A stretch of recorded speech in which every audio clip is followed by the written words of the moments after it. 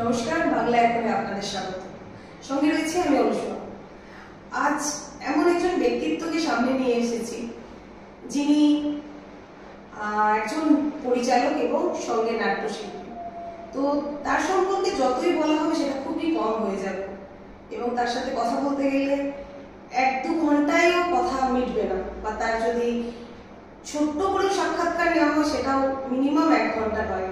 তাও আমরা চেষ্টা করবো যে ওনার সাথে কথা বলতে এবং ওনার জীবনের চলার পথ থেকে শুরু করে আজ পর্যন্ত যে জার্নি রয়েছে সেটা সম্পর্কে জেনে নেব। যার সম্পর্কে এতগুলো কথা বললাম তিনি কিন্তু আর কেউ নন, দীপান্বিতা সেনগুপ্ত। দীপান্বিতা দিয়ে আপনাকে স্বাগত বাংলা এখনে। আগে জেনে নেব যে আপনি কেমন আছেন দিদি। প্রথমেই বলবো যে বাংলা এখনের সমস্ত দর্শককে আমার তরফ থেকে অনেক অনেক শুভকামনা আর শুভ সকাল। আর অনুষাকে রিকোয়েস্ট করবো যে ও যেন আমাকে আপনি না বলে তুমি বলে। আমি খুব ভালো আছি, কিন্তু আপামর জনসাধারণ খুব একটা ভালো নেই। তা বেশ কষ্টে আছে বলেই আমার মনে হয়, কারণ সমাজটা খুব অসুস্থ। তো সমাজের একজন প্রতিনিধি হিসেবে বা একজন প্রাণী হিসেবে তাদের প্রভাবে আমিও খুব একটা ভালো নেই, তবে ভালো থাকার চেষ্টা তো অবশ্যই সবসময় করি। দিদি, এই দুর্গাপুর আমরা জানি যে একটা শিল্প শহর। তো এই শিল্প শহরে থেকে তোমার মধ্যে অনেক ধরনের যে চিন্তা ভাবনা, যেটা তুমি এই মুহূর্তে একজন পরিচালক সঙ্গে একজন অভিনেত্রী, তুমি সিনেমার সাথে কাজ করছো এবং নিজে সেটা ডিরেক্টরও তুমি নিজে লেখো। যেটুকু জানতে পেরেছি আমরা যে নিজের লেখো, নিজের লেখা সেটাকে মানে পরিবেশন করো এবং সবটাই কিন্তু দুর্গাপুর থেকে বসে। এরকম চিন্তা ভাবনা কি করে আসলো তোমার মাথায় যে দুর্গাপুরে থেকে এটা হতে পারে, যেটাতে মানুষ ভাবতে গেলে সিনেমা সম্পর্কে আমরা ভাবতে গেলে ভাবি যে এটা টলিগঞ্জ বা কলকাতা। একদম, এটা একদমই ঠিক বলেছো। তো দেখো, আমার বক্তব্য হচ্ছে যে ছোটবেলা থেকেই আমি একটু প্রতিবাদী ধরনের, এবং মানুষের মধ্যে যে সমস্যাগুলো, মানুষ কেন বলবো, সমাজে থাকতে গেলে আমার আমি ইন্ট্রোডাকশনে যেটা বললাম যে সমাজ অসুস্থ আছে। তো সিনেমা ঠিক করবো বলে অবশ্যই সিনেমা করতে আসিনি বা আজও করি না। সিনেমা যখন করি, গল্প যখন লিখি, তখন একদম মাথার বাইরে থাকে হচ্ছে সেই ছবির বাণিজ্যিকরণ। আমার মনে হয় যে অনেক কিছু বলার আছে, তাই বোধহয় সিনেমা করি। বললাম যে মানুষ কষ্টে আছে, আর সিনেমা করি। আমার সমস্ত কাজে মোটামুটি শর্ট ফিল্ম, অনেকেই আমাকে ইন্টারভিউ জিজ্ঞেস করেন বা বড়রাও জিজ্ঞেস করেন যে তুমি ফিচার কবে বানাবে। আমরা তো এখন সবাই ফোনের মধ্যে বন্দি। তো আমার মনে হয় যদি ইয়াং জেনারেশনকে আমরা প্রভাবিত করতে না পারি, তবে কিন্তু সমাজটার রং বদলাবে না। তো ইয়াং জেনারেশন যেহেতু সবসময় একটার বেশি ফোন এখন হাতে দেখছি সবার থাকে, তো ওই জন্য আমি শর্ট ফিল্মে থাকি, যাতে ওদের কাছে কাছে থাকতে পারি, ওদেরকে যাতে কিছু বলতে পারি, মাথায় হাত বোলাতে পারি, ওদের পাশে থাকতে পারি। একদম দিদি। দিদি, তোমার সঙ্গে তো আড্ডা তো হবেই। আড্ডা যখন শুরু করেছি আড্ডা হবে এবং দর্শকরা তোমার সম্পর্কে জানতে চান এবং কম বেশি তোমার সম্পর্কে জানে মানুষ। তার জন্য যেটা আমার দর্শকের এবং সবার ডিমান্ড বলতে পারো, যে তোমার শৈশব থেকে একটুখানি শুনবো, যেটা তোমার শৈশবটা কিভাবে কেটেছে বা এবং তুমি কিভাবে বড় হয়েছো, তোমার বড় হওয়া, তোমার স্কুল লাইফ, কলেজ লাইফ এবং তোমার এই ফিল্মে আসা, সব জার্নিটাই কিন্তু ধাপে ধাপে একটু শুনবো। দিদি, তোমার বড় হওয়াটার সঙ্গে সঙ্গে আমি জানতে চাইবো জন্ম কোথায়? আমার দুর্গাপুরে, আজকে আমি দুর্গাপুরে তোমার সঙ্গে বসে আছি। দুর্গাপুরেই আমার জন্ম। আমার বাবা হচ্ছে ডিএসপি তে ছিলেন, মানে সেল যেটা আছে। তো আমার একদম ডিএসপি মেন হাসপাতাল যেটা, সেখানেই আমার জন্ম। আমার স্কুলিংও হচ্ছে ডিএসপি স্কুলে। প্রথমে হচ্ছে আমি আইনস্টাইন প্রাইমারি কলেজ, সেই স্কুলগুলো তো এখন সব মানে জীবাশ্ম হয়ে গেছে। সেই স্কুলে শুধু বিল্ডিং ছাড়া আর কোনো অস্তিত্ব নেই, খুব খারাপ লাগে ভাবলে। প্রথমে আইনস্টাইন প্রাইমারি, তারপরে ডেভিডিয়ার প্রাইমারি, তারপরে আমার যে হাই স্কুল যেটা, সেটা হচ্ছে জিএমপিএস, মানে মহিষকাপুর উচ্চ বালিকা বিদ্যালয়। সেখান থেকে আমি ক্লাস 12 পাস করি। তারপরে তো বাইরে চলে যাই পড়াশোনার জন্য।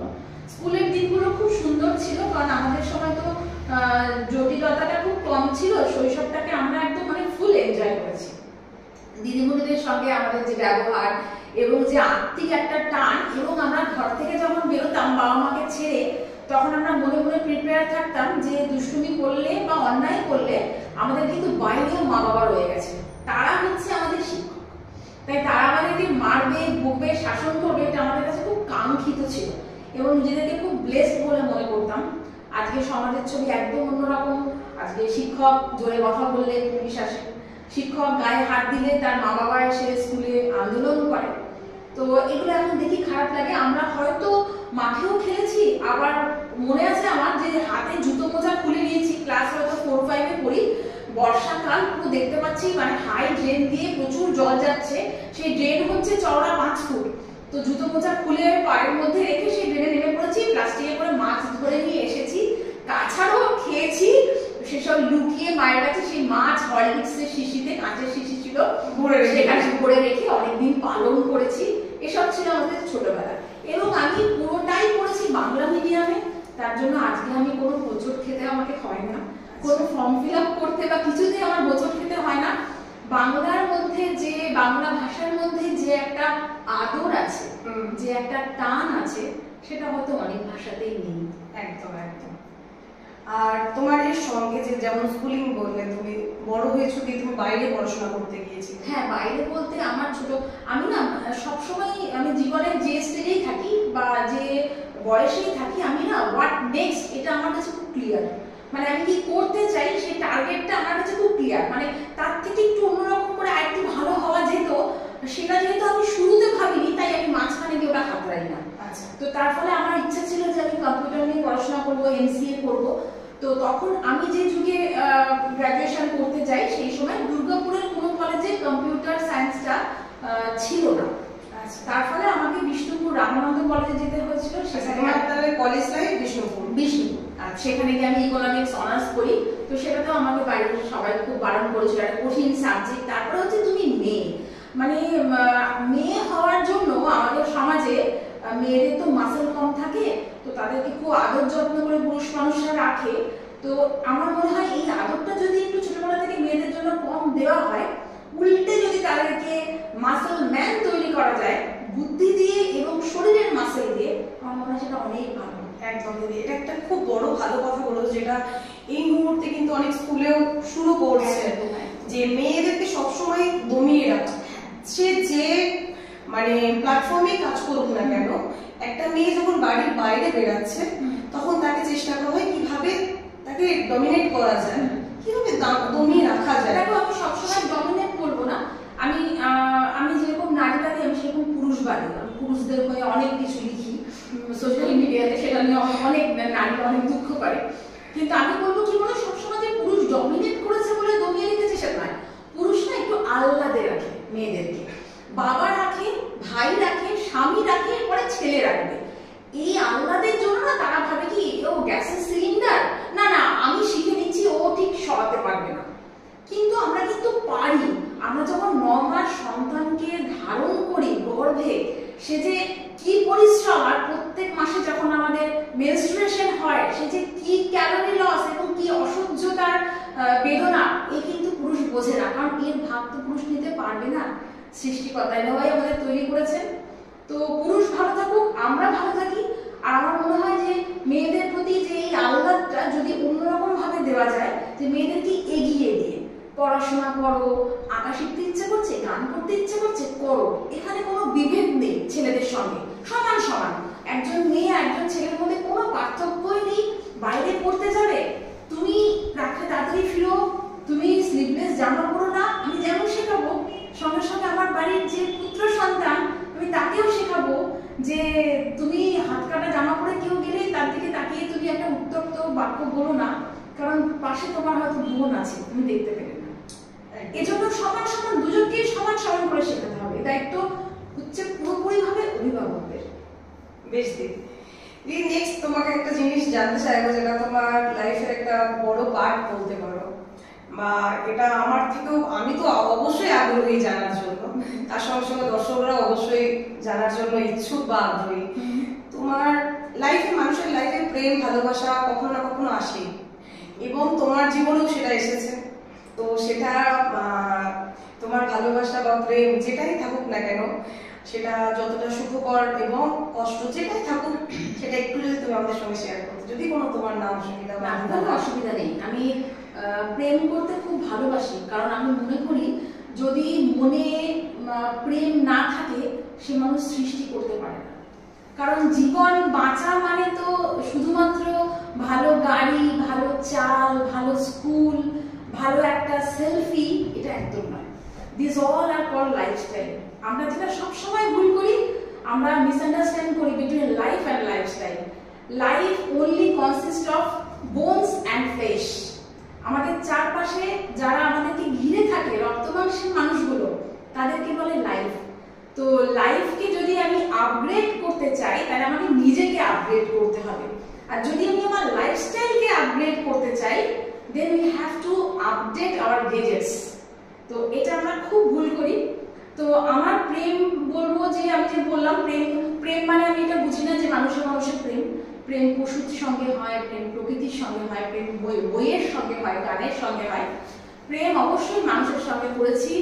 আমার ছোটবেলার একদম ক্লাস 11-এর যে আমার সহপাঠী বন্ধু, তার সাথে দীর্ঘ 8 বছর সম্পর্কে থাকার পর, যদিও আমাদের মাঝে দূরত্ব ছিল হচ্ছে প্রায় 500 কিলোমিটার, কারণ সে থাকতো ব্যাঙ্গালোরে আর আমি থাকতাম প্রথমে বিষ্ণুপুর, তারপর সেন্ট জেভিয়ার্স কলেজ থেকে MCA করেছি, তখন থাকতাম কলকাতায়। তো দৈহিক দূরত্ব অনেক ছিল, কিন্তু সেখানে প্রেমে কোনো বাধা পড়েনি। কারণ প্রেম মানে হচ্ছে কি বলবো, মানে হার্ট স্পেস যেটা, সেটাকে হচ্ছে অকুপাই করে থাকা। আর যদি আমরা ফিজিক্যাল স্পেস কারোর সঙ্গে শেয়ার করি, সেটা হয়তো রুমমেট হতে পারে কি লাইফ পার্টনার হতে পারে, সেখানে কিন্তু প্রেম নাও থাকতে পারে। প্রেম মানে হচ্ছে যেখানে আমরা হার্ট স্পেস শেয়ার করি কারোর সঙ্গে, সেটা হচ্ছে প্রেম। তারপরে তার সাথে বিয়ে হয়েছে আমার 2004 সালে। তারপর 2জন কন্যা সন্তান, এবং আমি খুব হাসির মুখে আমার কেরিয়ার আমি একের পর এক স্যাক্রিফাইস করেছি। আমার খুব মনে হয়েছিল যে এটা নিয়ে আমি কোনোদিন বিদ্রোহ দেখাইনি, মা বাবার কাছেও কান্নাকাটি করিনি, কারণ আমি দুর্গাপুর ওমেন্স কলেজ শিক্ষকতা করেছি, অনেক দিন কলেজে পড়িয়েছি। তারপরে আমি HR ছিলাম একটা হোটেল ম্যানেজমেন্ট কলেজে সিটি সেন্টারে। তারপরে আমার ছোট মেয়ে আসে। তো আমি খালি ভাবতাম যে এই ছেলেটার সঙ্গে দেখা করবো বলে উল্টো পথে 3 কিলোমিটার সাইকেল চালাতাম। তো এর এই সন্তান আমার গর্ভে এসছে, একে না হয় একটু ভালো করে মানুষ করলাম, কি আছে। কারণ মাতৃত্ব হচ্ছে মেয়েদের কাছে একটা খুব বড় আশীর্বাদ। যে মা হতে পারে না, সেই মেয়ের অনেক কষ্ট, হয়তো তার 30 ভরি গয়না থাকতে পারে, কিন্তু যে মা হতে পারে না, ছানা পোনা, এই বড় কষ্ট। তো আমি লাইফের সব স্টেজটা খুব ভালো করে আনন্দে কাটাই, একদম পিছন দিকের কষ্ট দেখি না, পিছন দিকের ভালোটাকে আঁকড়ে ধরে থাকি। ভীষণ ভীষণ সুন্দর, তোমার এত সুন্দর মানে ব্যাখ্যা করলে, তোমাকে প্রেম সম্পর্কে জানতেছি, এতগুলো কথা জানতে পারলাম। এবং সত্যি তোমার কাছে ভালোবাসাটা যেভাবে ব্যাখ্যা দিলে তুমি, সেটা কিন্তু শুধু তোমার এবং আমার না, মানে সবার এটা একটা পাওনা যে এত সুন্দর ভাবে ভাবা যায়। হ্যাঁ, প্রেমকে নিয়ে এবং ভালোবাসাকে নিয়ে অনেক কিছু ভালো ভাবা যায়। আমরা সবসময় ফ্রাস্ট্রেটেড মানুষ কেন থাকি? আমরা প্রতিদিনের চলার পথে তো আমরা পুরুষ নারী দুটোই তো প্রজাতি, তো আমাদের একে অন্যের প্রতি যে ভালো লাগা, আমরা অনেক সময় সেটাকে প্রেম ভেবে বসি। তার ফলে ভালো লাগাটা হচ্ছে কিরকম বলতো, পারফিউমের গন্ধের মতো। তুমি যত দাঁড়িয়ে কেনো, ওটা কিন্তু লং লাস্টিং হয়। একদম কেচে দিলে জামা কাপড় অমনি গন্ধ চলে গেলে বিকট গন্ধ, মানে ভালো লাগতেই পারে অনেক জন, অবশ্যই লাগবে। ভালোবাসা চাইলে একজনকে, একদমই সেটা মন থেকে। মুগ্ধতাটা খুব দরকার। আমরা মুগ্ধ হতে ভুলে গেছি, ও এটা তো আমার আছে, আরে এই রঙের তুমি শাড়ি আনলে, এই রঙটার শাড়িটা আমার আছে, আরে তুমি এই প্যান্টটা কিনে দিলে, এই প্যান্টটা আমার আছে। তো সো হোয়াট? ওই যে মানুষটা হাতে করে তোমার জন্য এনেছে, একটা জুঁই ফুলের মালাই বলো, একটা প্যান্টই বলো, একটা পারফিউমই বলো, এটা পেয়ে যে আমি কতটা কৃতজ্ঞ তোমার উপর, আমরা এটা ভুলে যাচ্ছি দেখাতে। কৃতজ্ঞতা আমরা যদি দেখাতে পারি, আমরা কেউ অনাহারী থাকবো না, আমাদের জীবনে পুরো ভরপুর প্রেম থাকবে।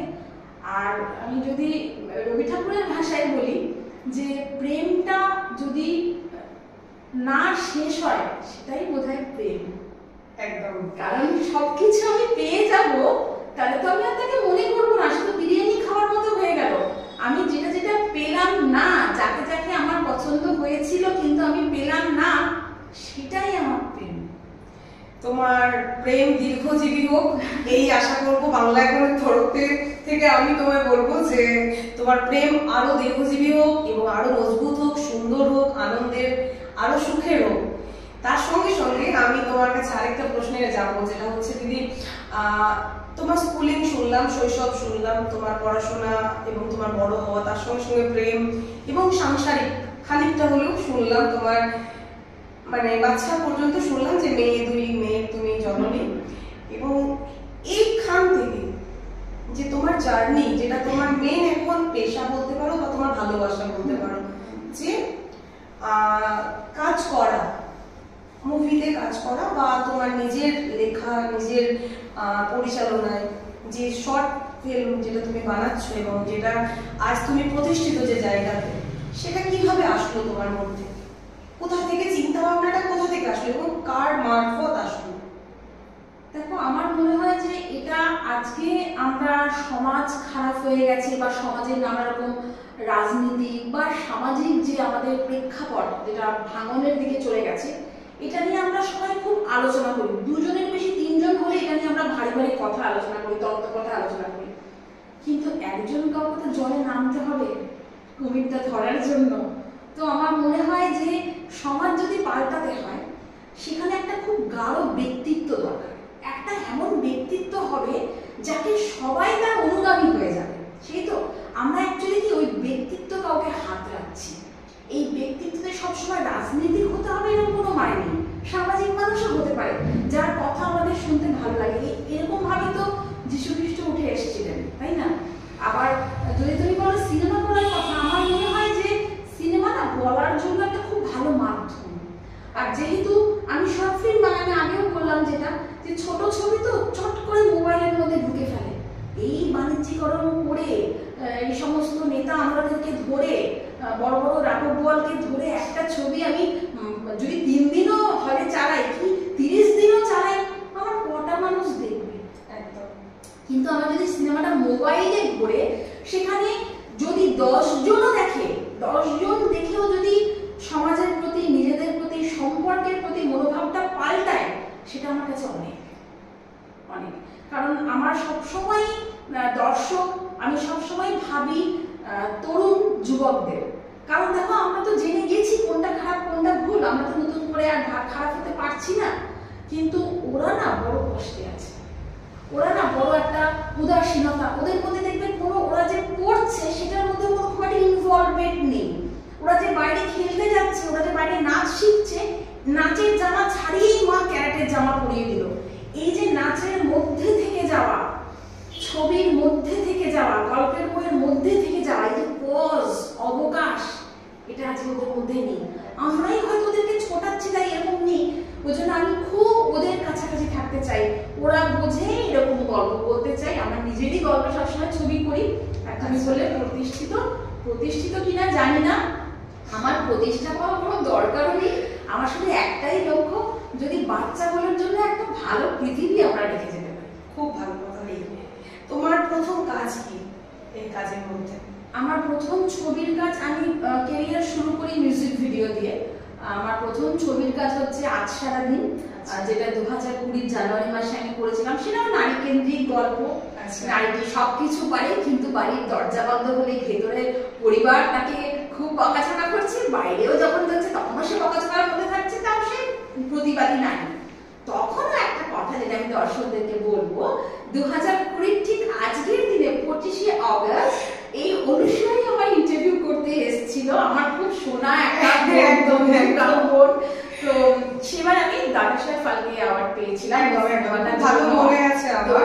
ওই এসেছিল এবং আজকেও আমার সেই ঘটনাটা কিন্তু কোইন্সিডেন্ট, আমরা কিন্তু প্ল্যানিং করে আমি ফোন করলাম তোমাকে, আর তুমি আমাকে লিখলে যে আজকে 25 আগস্ট, আজকের দিনেই তুমি এসেছিলে। আর সত্যি সত্যি এই যে 5 বছরের একটা জার্নি, 5 বছর আগে আমি তোমার কাছে এসেছিলাম, তুমি তখন দাদা সাহেব ফালকে প্রথমবার পেয়েছিলে।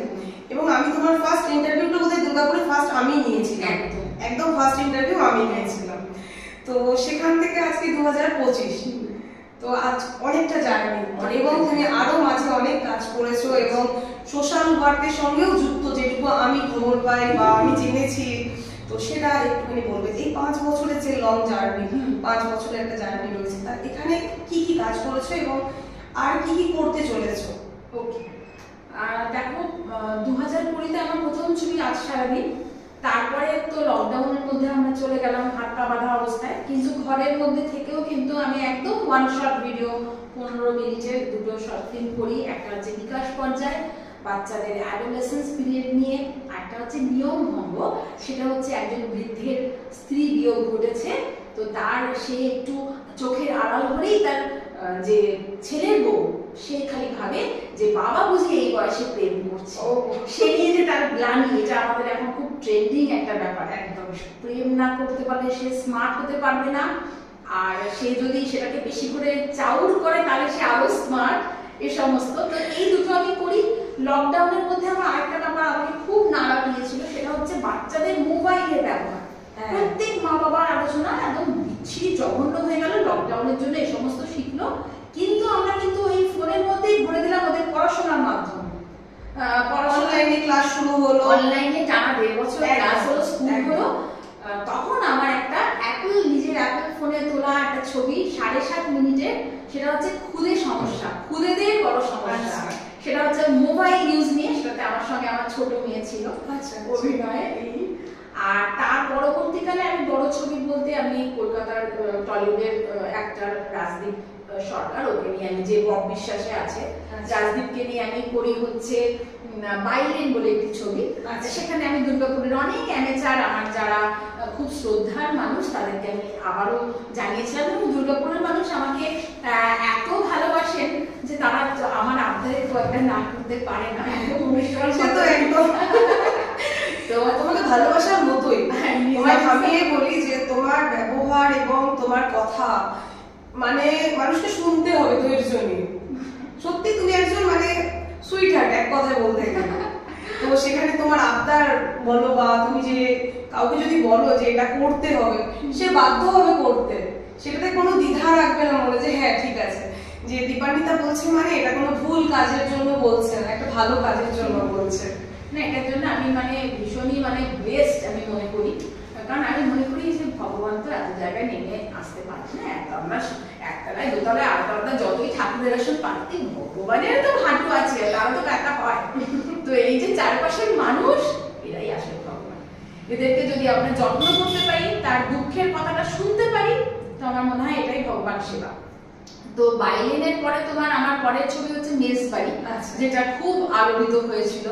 মেজবাড়ির জন্য আমি নিজে গিয়ে দাদাসাহেব ফালকে দিল্লি থেকে নিয়ে আসি। তো মেজবাড়িতে ছিল হচ্ছে ওটা আমার লেখা গল্প, কিন্তু আমার কাহিনী বিন্যাস, ওটা মূল সূত্র হচ্ছে বাংলাদেশের বিখ্যাত সাহিত্যিক হুমায়ুন আহমেদ। এটাতে ছিল হচ্ছে নাট্যকার, বিশেষ নাট্যকার খেয়ালি দস্তিদার, দেবদূত ঘোষ, বিশ্বনাথ বসু। এখানে আমার লেখা একটি গানও আছে, গানের সুর দিয়েছিলেন টলিউডের বিখ্যাত সুর সংযোজন এবং সুরকার ইন্দ্রদীপ দাশগুপ্ত, আর গানটি দিয়েছিল হচ্ছে আমাদের সবার প্রিয় রূপঙ্কর।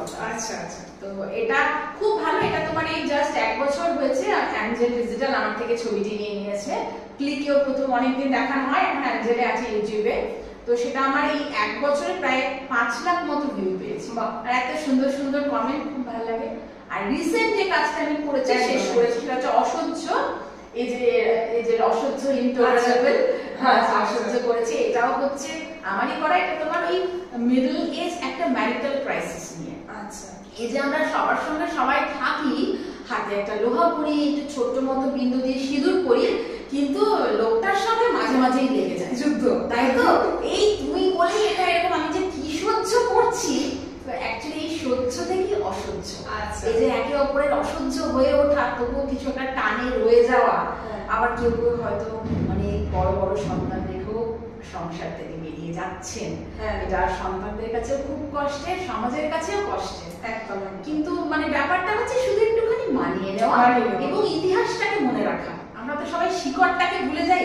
যখন আমাদের জার্নি শুরু থাকে, তখন আমরা সাজগোজ করে পারফিউম মেখে জার্নি শুরু করি, তারপরে কিন্তু আমরা আস্তে আস্তে আর মেকআপও করি না, ভালো জামাও পরি না, ভালো পারফিউমও পরি না, তার ফলে সেটা ওই সব সানলাইটে ধোয়ার মতো ফেল হয়ে যায়। একদম একটু আগেটাকে মনে রাখতে হবে। তো সেটা এখন সব ফিল্ম ফেস্টিভ্যাল গুলোতে গেছে অসহ্য।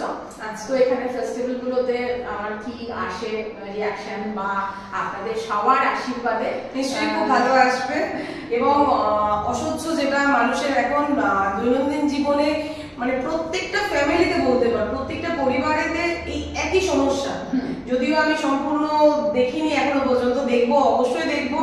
এবং আপনাদেরও অনুরোধ করব দর্শকদের যে দেখার জন্য অসহ্য দেখুন, এবং যেটা প্রত্যেক মানে রিলেশনে যে সমস্যাটা রয়েছে সেটা নিয়েই তুমি যেটা বলতে চাইছো। যে আমার সবচেয়ে খারাপ লাগে জানো তো, মানে আমাদের মধ্যে আমরা যে যারা আমরা ধরো 35 to 45 এর মধ্যে মিডল এজ যেটাকে আমরা বলি, তারা আমরা এত একটা কুৎসিত চেহারা দেখাচ্ছি না বৈবাহিক সম্পর্কের। তার ফলে আজকের জেনারেশনের যারা 25 থেকে 35 কেও বিয়ে করছে না, ভয় পাচ্ছে। তারা একটা ম্যারেজ রেজিস্ট্রি করছে, করে তারা লিভিংয়ে থাকছে, আবার থাকছে না, এ সমস্ত। এটা আমাকে খুব ব্যথা দেয়, এজন্যই বোধহয় আমার অসহ্য করা। এবং আমার যারা টিনে ছিল তারা সবাই এরকমই বয়সে, মোটামুটি 30-35 এর মধ্যে, তারা সবাই দেখে আমাকে বলেছে, ম্যাম তুমি এটা ভাগ্যিস দেখালে, তাই আমরা কেউ পার্টনারের সঙ্গে ঝগড়া করবো না। খুব ভালো, তার মানে তুমি বার্তা দিয়েছো এটাতে।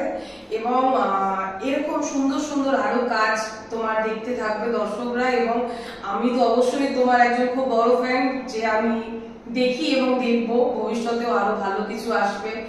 তো এখান থেকে তোমাকে আরেকটা যেটা জিনিস জানার, যে তোমার দিদি প্রিয় সাহিত্যিক কে? প্রিয় সাহিত্যিক, দেখো সাহিত্যিকের তো কোনো ভাষা বিভাগ হয় না। যেরকম ধরো কিটস, উইলিয়াম কিটস আমার খুব পছন্দের একজন লেখক, যদি ইংলিশ বলো। তাছাড়া বাংলাদেশের যদি বলো রুদ্র, রুদ্র, হুমায়ুন আহমেদ সাহিত্যিক হিসেবে। আর আমাদের যদি এবার বাংলার বলো, এখন আমরা ভাগ করেছি আমাদের স্বার্থের খাতিরে, বনফুল, তারপরে তোমার হচ্ছে বিভূতিভূষণ, তারপর রবি ঠাকুরের গান এবং কবিতা সবসময় মুখে আওড়াই বা আমাদের জীবনে সেটা প্রভাব ফেলে। নজরুল ইসলাম। আরেকজন যেটা এখন খুব প্রাসঙ্গিক যে কবি, সে হচ্ছে কবি সুকান্ত ভট্টাচার্য। বারুদের আগুন যদি জ্বালাতে হয় আমাদের মধ্যে, তাহলে সুকান্ত ভট্টাচার্য, আসলে সুকান্ত ছাড়া আমাদের গতি নেই। আর তোমার যেহেতু অভিনয়ের জায়গা এবং অভিনয় তুমি ভালোবাসো, অভিনয় করছো, তো প্রিয় অভিনেত্রী বা অভিনেতা কে যদি একটু শেয়ার করো? প্রিয় অভিনেতা যদি তুমি বলো, তাহলে বাংলায় বলবো হচ্ছে তোমার উত্তম কুমার, তারপর হচ্ছে সৌমিত্র চট্টোপাধ্যায়। আচ্ছা।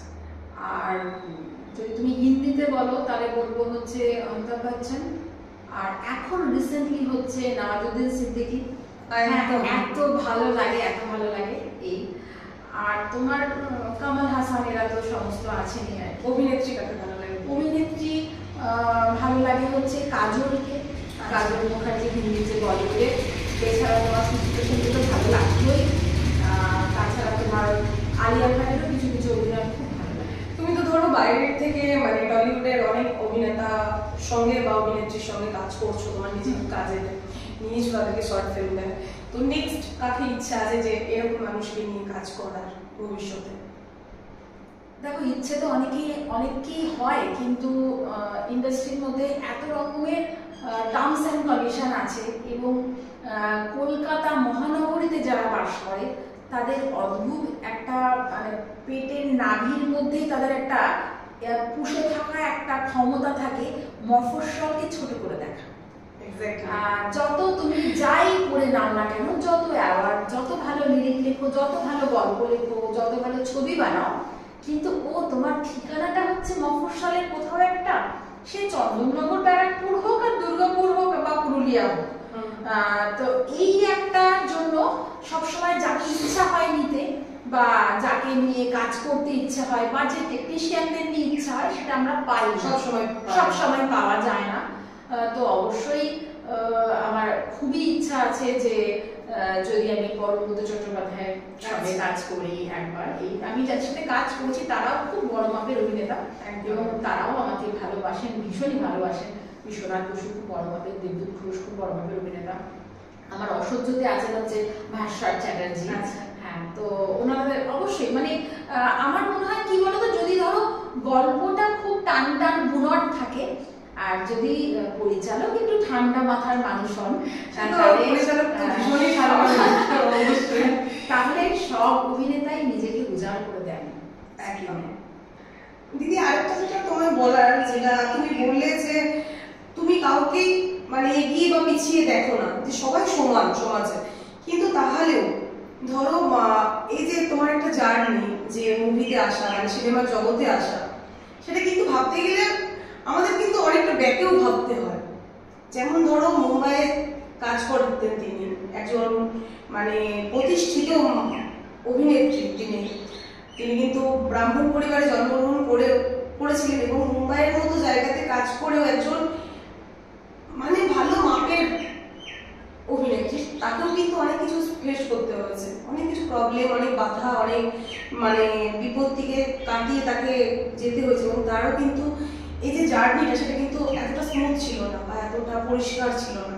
তো তোমার যে জার্নি, ধরো এই যে মুভিতে আসা, কাজ করা এবং বাড়িতে সংসার সামলে, বাচ্চাদের সামলে, যে তুমি বাইরের অভিনেতাদের নিয়ে কাজ করছো, এই যে জার্নিতে আসাটা তোমার কতটা পরিষ্কার ছিল বা কতটা স্মুথ ছিল?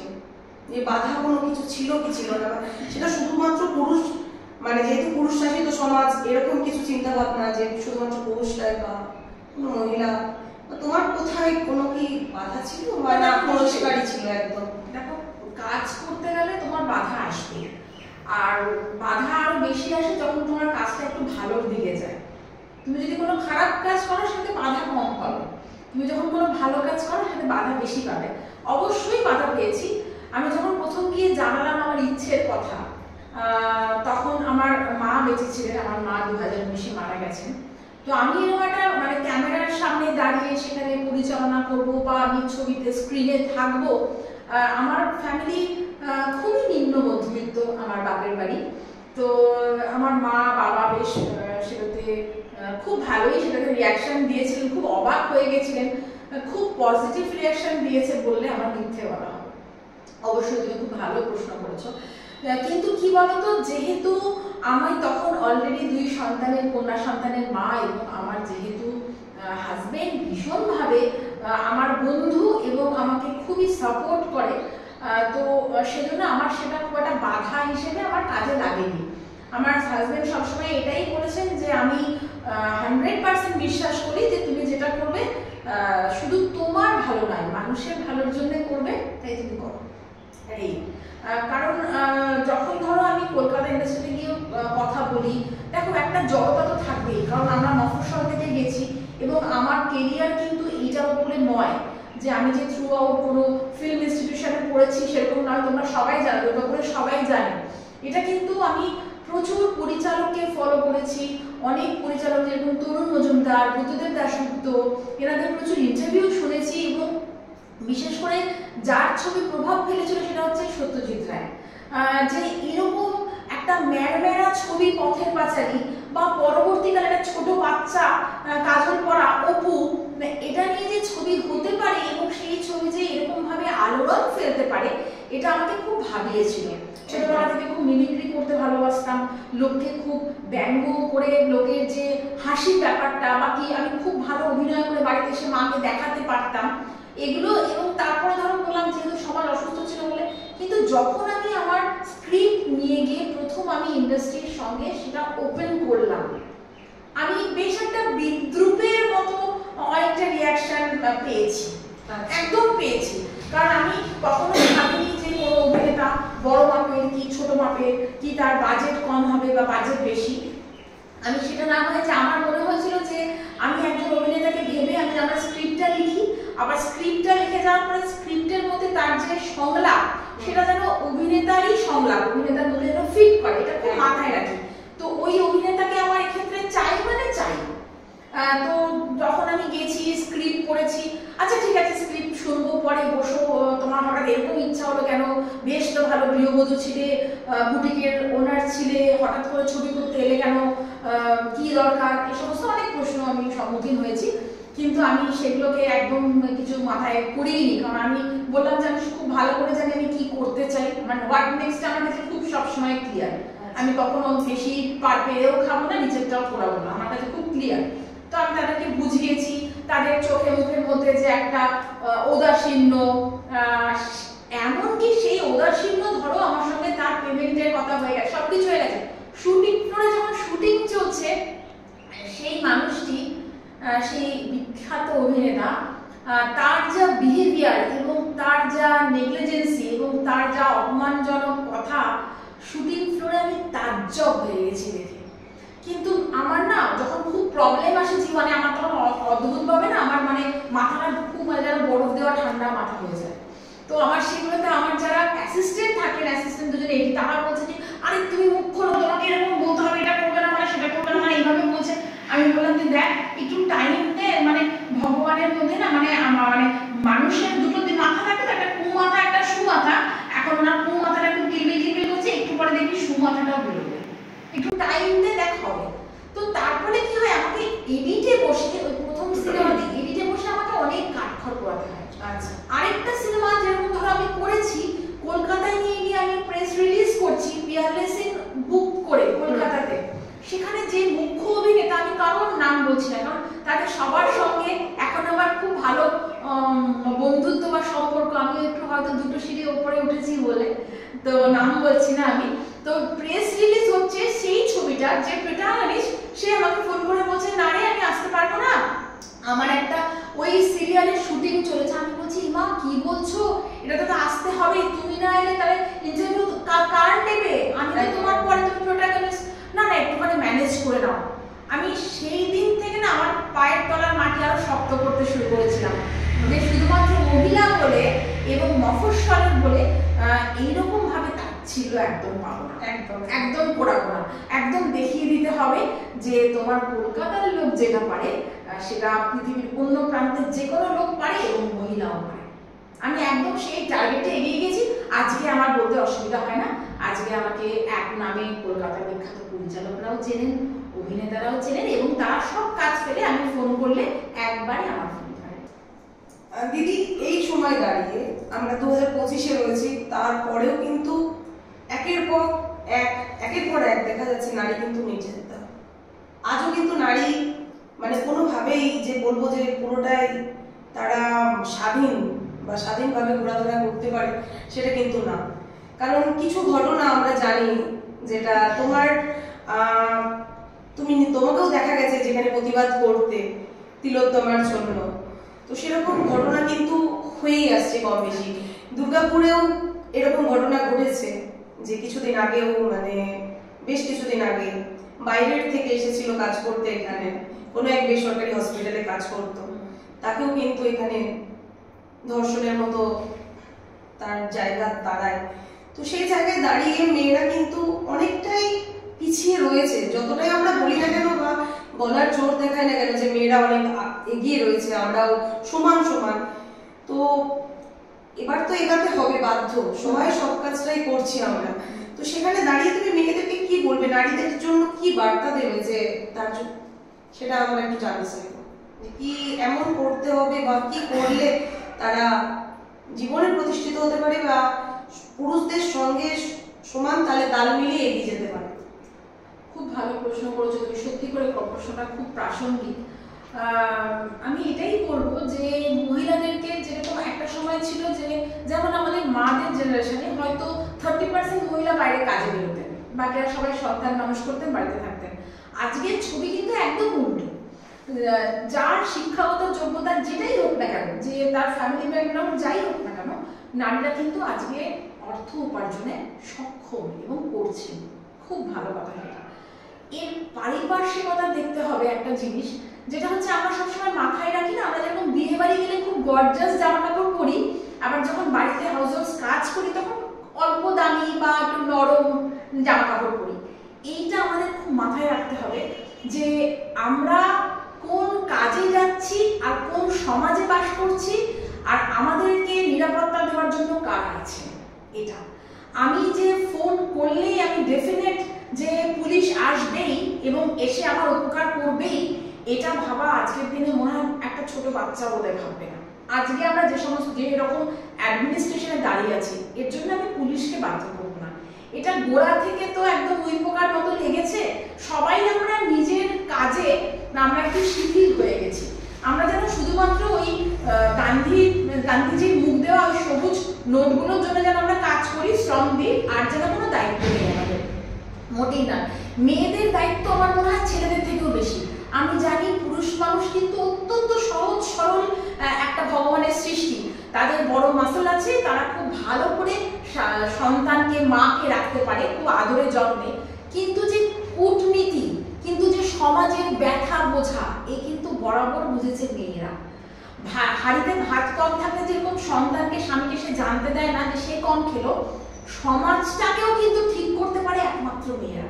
আমার মনে হয় মেয়েরা এগিয়ে আসার কথাটা হয়তো আমার কাছে শুনতে খুব প্রাপ্ত বলে মনে হবে, যেটা আমি খুব ভুল কথা বলছি। মেয়েরা কি করে এগিয়ে আসবে, যেখানে অনুষ্ঠ এখনই বললো যে মেয়েদের নির্যাতনের কথা। এটাও মাথায় রাখতে হবে যে সমাজ মাধ্যমের জন্য আমরা যেন বড় সস্তা হয়ে গেছি। আমাদেরকে এতটা সস্তা করলে চলবে না। আমি যখন মা, আমাকে মনে রাখতে হবে মা হয়ে আমি যেরকম সন্তান আছে আমাকে মা বলে ডাক শুনতে পাচ্ছি, আমি অনেকগুলো কাজ করতে পারি না। মা বলে আমি করতে পারি না। একজন বাবা হয়েও যেরকম সে করতে পারে না, মা বলেও করতে পারি না। অনেক আইনের হয়তো আমরা অযথা ফায়দা ওঠাই আমাদের মহিলাদের পরে, প্রচুর আইন আছে বলে, সেটা করাও মহিলাদেরকে বন্ধ করতে হবে। আমি চিৎকার করে বলছি আমাকে কেউ মারছে, তার মানে কিন্তু এটা একটা প্রশ্ন পাবলিক করবে যে কেন তোমাকে মারছে। তাই আমি আমার সবসময় দুঃখের কথাটাই বাইরে দেখাচ্ছি, আমার যেটা স্ট্রং পয়েন্ট সেটা আমি দেখাচ্ছি না। না, মেয়েরা লিখুক, মেয়েরা প্রতিদিন রান্না শেষ করার পর ঘুমাতে যাওয়ার আগে ডায়েরিতে লিখুক, 4 লাইন লিখুক মেয়েরা, যে বাড়ির বাইরে কুকুরটা যাকে ভাত দিল সে আসলে কেমন ছিল আগে, এখন কেমন আছে, গাছের যেখানে সে জল দেয় সেটা কেমন আছে। মেয়েরা একটু অন্যরকম করে ভাবুক। শুধুমাত্র বাইরে বেরোচ্ছে স্বামীর কাছে টাকা নেবে না বলে তা নয়, তা একদমই নয়। মেয়েদের দায়িত্ব আরো অনেক বেশি। যেমন যারা শিক্ষিকা, তাদেরকে আমি বলবো আপনারা দয়া করে সোশ্যাল মিডিয়াতে প্রোফাইল বানাবেন না। কারণ যখন আপনারা হানিমুনে যাচ্ছেন বা যখন স্লিভলেস নাইটি পরে শপিং মলে ছবি দিচ্ছেন, সেটা এফেক্ট করছে বাচ্চাগুলোকে। তারপর বাচ্চাদের সঙ্গে স্কুলে গিয়ে বলছেন যে ওরা আমাদের সম্মান করে না। এটা মানে একদম আকাশ আর পাতালের মধ্যে যে পার্থক্য, দুটো ভাবনা চিন্তা সেরকম হয়ে যাচ্ছে। ভাবতে হবে, স্বামীজি যখন স্বামীজি হয়েছিলেন তখন কিন্তু একদিনের জন্য আর উনি স্টিচ প্যান্ট শার্ট পরেননি, উনি গেরুয়া পরেই ছিলেন। মহাত্মা গান্ধীজি যখন গান্ধীজি হয়েছিলেন তারপরে কিন্তু ওনার একবারও মনে হয়নি রাত্রেবেলা দরজা জানলা বন্ধ করে একটা আমি বারমুডার গেঞ্জি পরে নিই। কিছু দিতে গেলে সমাজকে নয়, নিজের কাছে আয়নার সামনে গিয়ে দিন শেষে দাঁড়িয়ে দেখুন যে আপনি নিজেকে কি দিলেন। কোনো কিছু লুকিয়ে যাচ্ছেন না তো, কোনো কিছু ডিলিট করছেন না তো।